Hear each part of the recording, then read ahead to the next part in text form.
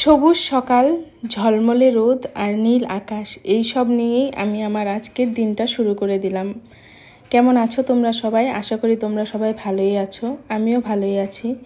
আজকে হচ্ছে বিশ্বকর্মা পুজো। বিশ্বকর্মা পুজোর অনেক অনেক শুভেচ্ছা রইল সবার জন্যে। বিশ্বকর্মা পুজো হয়ে যাওয়ার পরে কিন্তু আমরা থাকি মায়ের আগমনীর অপেক্ষায়।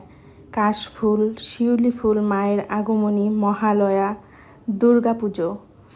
এখন আমরা প্রত্যেকটা বাঙালি কিন্তু মায়ের আগমনী আর দুর্গাপুজোর অপেক্ষায় রয়েছি। তোমাদের সঙ্গে সঙ্গে কিন্তু আমিও রইলাম মা দুর্গার দুর্গতি নাশিনীর আগমনীর অপেক্ষায়। ঘুম থেকে উঠে কিন্তু আমার চা খাওয়া হয়ে গেছে, আর এদিকে কিয়ানকে খাইয়ে বাবার সঙ্গে মানে মিস্টার সাহার সঙ্গে পাঠিয়ে দিয়েছিলাম রকিদাদের বাড়ি। রকিদাদের বাড়ি বিশ্বকর্মা পূজা হচ্ছে, তো সেখানেই প্রত্যেকবার যায় মিস্টার সাহা, গিয়ে সেখানেই গাড়ির পুজো করে। তো বাবা ছেলে দুজনেই গাড়ির পুজো করাতে গেছিলো রকিদাদের বাড়ি। তো আর এখানে দেখো কিয়ানের যে সমস্ত গাড়ি আমি হাতের সামনে পেয়েছি সে কটা নিয়ে এসে এখানে একটা রিল শ্যুট করছি। রিলটা হয়তো তোমরা এতক্ষণে পেয়েও গিয়েছো। আর এই যে মিস্টার সাহার বাইক আর গাড়ির পুজো হয়ে গেছে, গাড়িটা পরে দেখাবো। আর ওই যে বিজি ম্যান ফোনে ব্যস্ত। আর এইদিকে তো আজকে ভীষণ গরম, কোনো কিছুই ভালো লাগছে না। যাদের বাড়িতে বিশ্বকর্মা পুজোর অনুষ্ঠান অনেক বড় করে হয় তাদের তো আজকে অবস্থা একদম খারাপ হয়ে যাবে। গাড়ির পুজো হয়ে গেছে, রিল বানানো হয়ে গেছে, আর আমার বাবাই কি একটু গাড়ি চালাবে না, তাই তো একটু গাড়ি চালিয়ে নিল। আমার ননদের বাড়ি বিশ্বকর্মা পুজো অনেক বড় করে হয়, আর সেখানে আজকে আমাদের সকলের নিমন্ত্রণ। তো আমরা যাব বিকেলে, সকালেই যেতে বলেছিল কিন্তু যা গরম আর মায়েরও একটু শরীরটা খারাপ ছিল, যার জন্য আমার সকালে যাওয়া হয়নি।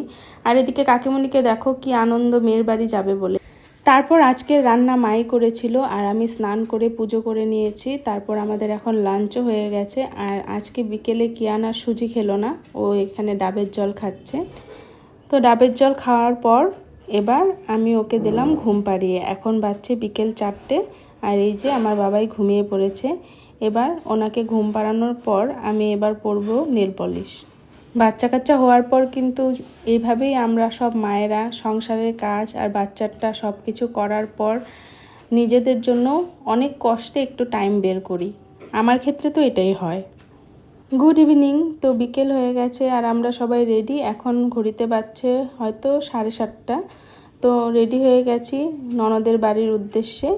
এখানে কিয়ানও রেডি হয়ে গেছে, আর ওদিকে মাও রেডি। মিস্টার সাহা গাড়ি আনতে গেছে। কিয়ান জাস্ট ঘুম থেকে উঠলো, তো ওর ঘুমের ঘোর এখনও কাটেনি।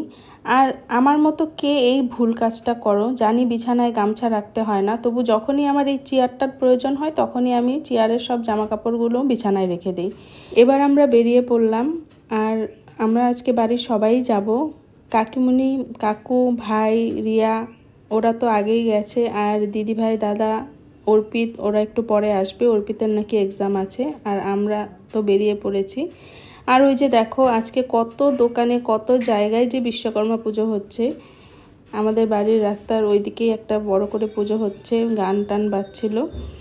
তো আর এদিকে আমাদের ড্রাইভার মানে মিস্টার সাহা এসে গেছে, একটা ঢুলঢুলা জিন্সের প্যান্ট পরে নিয়েছে। আমি বলছিলাম জন্য বলল গরমে নাকি এটাই কমফোর্ট। কেমন দেখা যাচ্ছে? যাই হোক, গরমে যে যেটা পরে কমফোর্ট পায় সে সেটাই পড়ুক, কোনো আপত্তি নেই। তো যাই হোক, গাড়িতে বসে পড়েছি, আর এই যে আমরা সবাই। তো এবার যাওয়া যাক। তো ফ্লাইওভারে উঠে পড়েছি, আর ফ্লাইওভারটা পার করার 5 মিনিট পরে কিন্তু ননদের বাড়ি।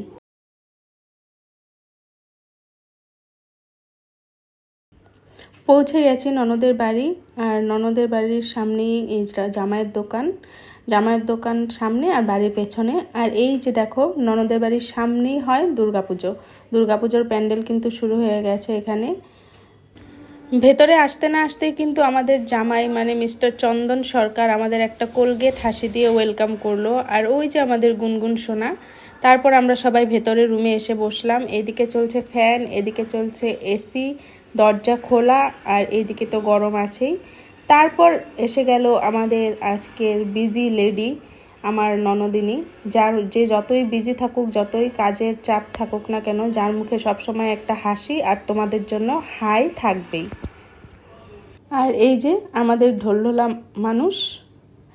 তারপর দেখো পিপি কিন্তু দুই ভাস্তাকেই কখনোই আদর করতে একটুও বাকি রাখে না।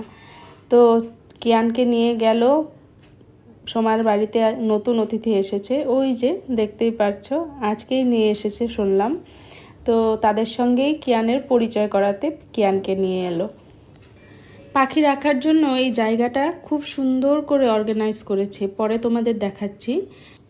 কিয়ানের তো টিক্কি খুঁজে পাচ্ছি না, একবার তাতাইয়ের কোলে, একবার কুট্টির কোলে, পিপির কোলে, পিছনের কোলে, সবাই চান্সে ওকে কোলে নিচ্ছে, কারণ ও এমনি সময় কারো কোলে যায় না, শুধু ওর ঠাকুরদাদার কোলে আর আমার কোলে থাকবে। তাছাড়া ওকে কিন্তু বাড়ির কেউ কোলে নিতে পারে না, তাই এই সুযোগটা কেউ হাতছাড়া করছে না। আর এই যে আমাদের সবার দুর্গাপুজোর প্ল্যানিং চলছে, কে কোথায় কবে কিভাবে কাকে নিয়ে ঘুরতে যাবে। আমার তো দুর্গাপুজোয় ঘোরাই হয় না বলতে গেলে, কারণ মিস্টার সাহা তো রেস্টুরেন্টে বিজি থাকে। আর ভাই তো অবাক, দি ভাই আর ভাইয়ের জুতো সেম সেম, তো ভাই এটা দেখে কিন্তু পুরো অবাক। আর এই যে দেখো পাখির কর্নারটা কি সুন্দর করে সাজিয়েছে ছোট ছোট প্লান্টস দিয়ে। আর আমাদের তো সবাই বলছিল, মানে জামাই বলছিল যে তোমাদের জন্য সেলফি জোন বানিয়ে দিয়েছি। তো যাই হোক, এটা কিন্তু এই মানে পাখির এই কর্নারটা বা ওই ইয়েটা কি বলে আমি জানি না, যাই হোক ওইটা কিন্তু চন্দনদার নিজের ফ্যাক্টরিতেই বানিয়েছে। আর আরেকজন তো আছেই, এবার গাড়ি নিয়ে ব্যস্ত, গাড়ি যেখানে সেখানে তো কিয়ান থাকবেই। গাড়ি হচ্ছে একটা, আর গাড়িতে বসার প্যাসেঞ্জার হচ্ছে অনেকগুলো। তারপর এই যে আমাদের বাড়ির বস এসে গেছে। বস আমাদের জিজ্ঞেস করছে তোমরা কখন এলে। আমরা যখন আসি তখন ওর পুরো ধুলাই পড়ছিল, কারণ পড়তে বসে নাকি পড়াশোনা করছিল না, পিপির বাড়ি যাব পিপির বাড়ি যাব। তো দিদিভাই খুব চিল্লাচিল্লি করছিল আমরা যখন আসি শুনলাম।